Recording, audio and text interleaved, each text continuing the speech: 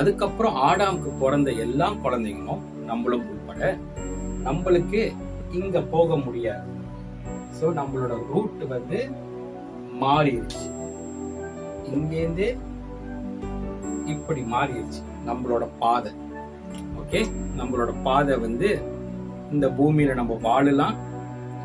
Okay, நம்மளோட சரீரம் வயசாகும், வியாதி வரும், ஓகே, மரணம் வரும். அந்த மரணத்துக்கு அப்புறம் இந்த சோல், நீங்க,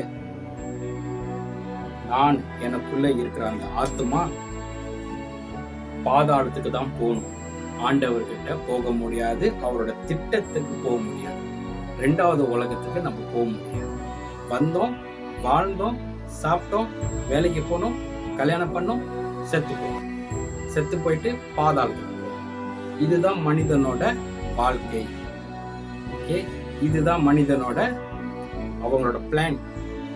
ஓகே, பிசாசோட பிளான் மனிதனை இப்படிதான் கொண்டுட்டு போகணும்.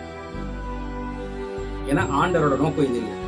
ஓகே, நீங்க விளங்கிக்கணும், ஆண்டவரோட நோக்கம் இது இல்லை, இது பிசாசோட பிளான்.